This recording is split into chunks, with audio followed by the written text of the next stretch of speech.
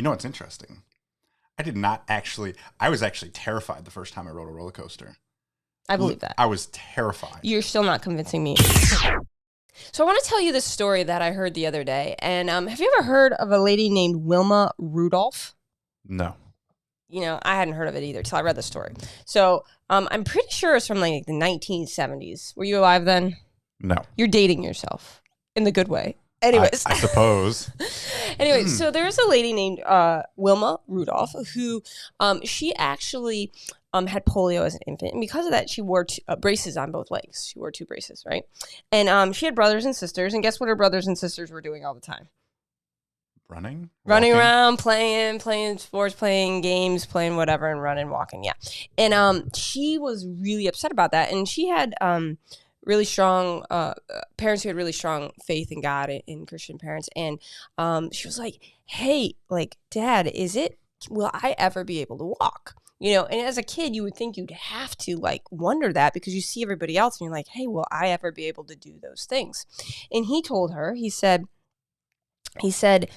all you need to do is believe, or this is how the story goes. I wasn't there, but all you need to do is believe with God, all things are possible.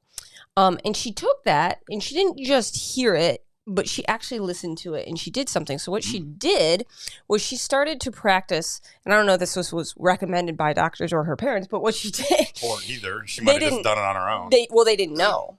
Without their knowledge, she would take off, or so the story goes, that she would take off her braces and have her brothers and sisters help her practice walking without her braces. And then the story goes that as a 12-year-old, when she turned 12, she surprised the physical therapists or doctors and her parents, and she took off the braces and walked without the braces. And apparently from that day on, she never wore braces again, ever. That's fantastic. But then that's not it. Like, That's not it. no. But then she goes on from not just being able to walk. She goes, well, I want to play basketball. Of course you do. So she was like, walking wasn't enough. Walking was not enough. Running was not enough. I want to play basketball. So she starts, working on her basketball skills, and she tries out for the team. Didn't make it. Or at first she didn't make it, but her older sister did make it. And her dad said to the coach, hey, my daughter's come in a pair. If you want the older one, you need both of them. So the coach reluctantly gives her a jersey, and she goes on to, basically ride the bench for a little bit until she goes to the coach. She goes, hey, I'm not okay with being the worst person on the team. She didn't say that. That's my paraphrase. But she basically says, hey, how about you work with me an extra 15, 20 minutes a day after practice, and I will be the best person on the team. What do you think, the coach? Yeah, that was the coach was like, okay, sure thing. But needless to say, he basically said, okay, fine, you and your friend can play 2-on-2 against a couple boys after practice. And so she kept believing in herself. And then she kept taking action on her belief. And so she practiced and practiced and practiced. Well, she ended up being the best person on the team. Shocker. I know, right? So she became the best person on the team. They went on to win like championships or stuff like that, whatever. Well, while she was playing basketball, a ref who happened to be a track person was like, hey, you're really athletic. Naturally, you're really athletic. You should try running, or have you ever tried running track? And she's like, no. And so after basketball season, she said, why not run track?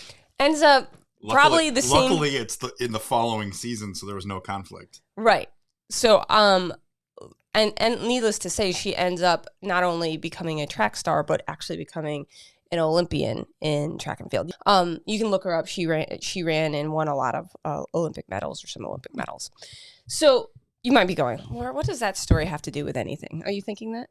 Are you thinking that? Are you thinking that? If you were thinking that, we got something in common. So really what it is she had belief, right? But a lot of people will tell you to believe you can become an entrepreneur. It's true. How many people have believed it and not actually accomplished it? Probably at least a couple. I would think a couple. But here's the thing. I don't have any good statistical data for that. I don't either.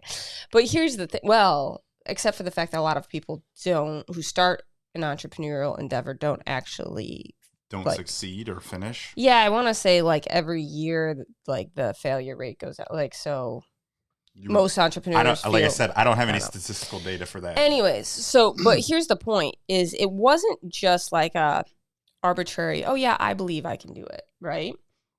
But she actually, and you actually said this. I did? Yeah, you said this. You said she made a physical commitment to do something. To a spiritual belief. To a spiritual belief. Yeah, she made a physical commitment to a spiritual belief. Well, tell me what that means to you, physical commitment to a spiritual belief, because you're the one who said it. So for me, that means like you like I have a belief in something that I can do, right? So I believe whatever. I believe that I'm a good runner. Well, I have to take consistent physical action that represents that, right? In some capacity. And whether or not I'm really good at the beginning or not, if I don't take that consistent action, then there's no way that I can become good, right? And you could argue, like, if you don't take a physical action, do you really believe? Yeah, I mean, that would be the other thing. You could argue that. It's the chicken or the egg thing, I think. Right. Like, for example, I love roller coasters, and I have You really had to bring this up? Yeah, I'm going to bring it up because it makes sense to me, right? So I believe that roller coasters are fun, and you don't believe that roller coasters are fun. I do not believe they're fun. So please type in the chat if you're with me, and everybody's going to say, no, roller coasters are awesome. Right. It's going to be overwhelmingly people like roller coasters. Or maybe not. Maybe not. That's possible. Maybe that's just a construct, a belief that you have. It probably is, because I love them so much, I think everybody should love them, right? So that's just my belief. But my belief is that they're fun and exciting and all that. And why would somebody not like them? Well, all that. But we may or may not have had this discussion in our marriage many, many times. Anyways, a couple times. But so then I get on them because I believe they're fun. You are the opposite of me, and you don't get on them because you don't believe that they're fun. So Correct. your physical reaction commitment is that they are not fun, and so you don't take action.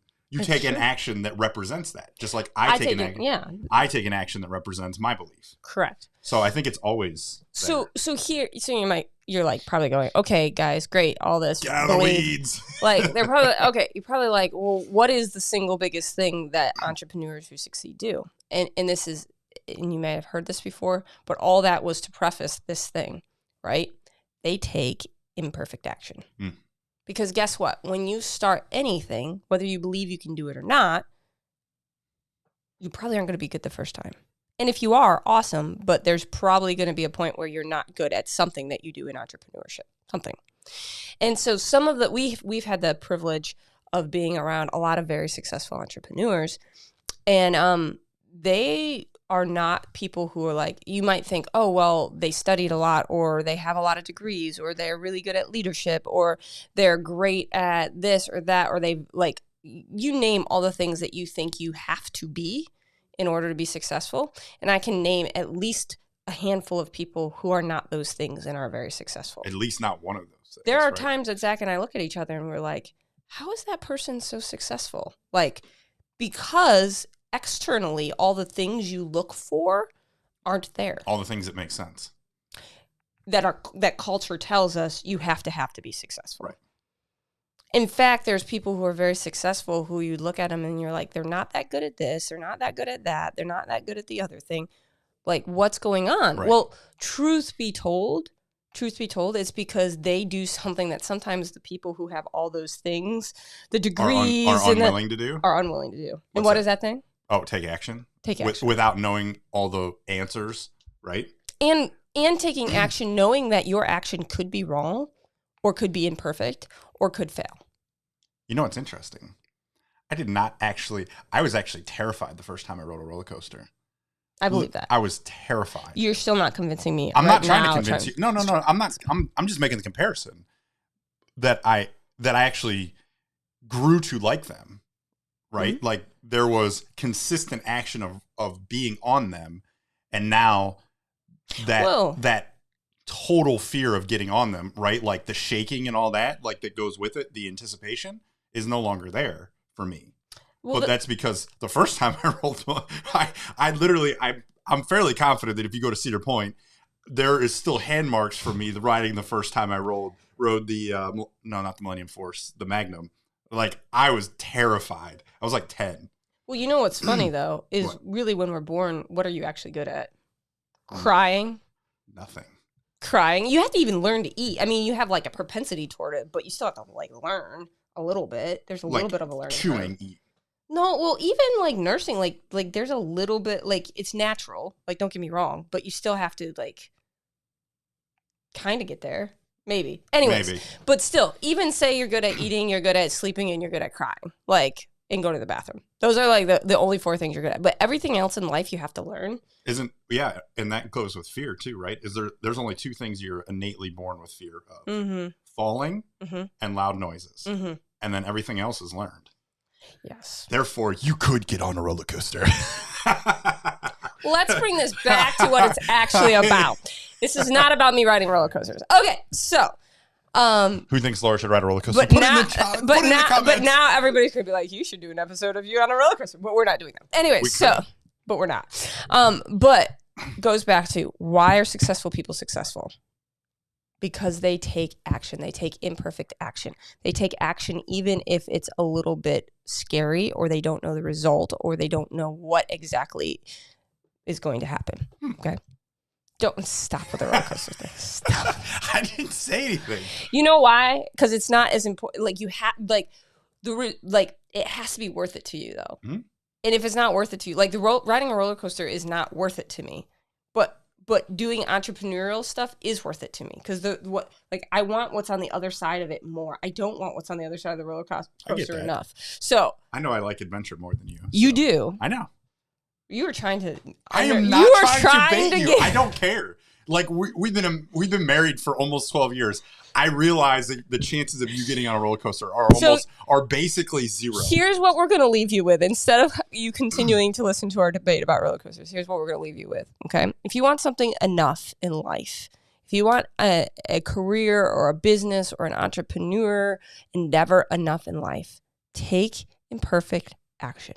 Even if you don't know if it's right or wrong, take action. One of our friends just told us that their dad always used to tell them, boy, what did he say? Do something. Even if it's wrong, do something. Do something. And I will tell you what, that family has a lot of boys in them, and they're all very successful. Uber successful. And so even if you don't know what to do something. Even if it's wrong. Hey, we hope you enjoyed today's episode. If you enjoyed it, make sure that you check out this next video. Right here. We're sure you're going to enjoy it.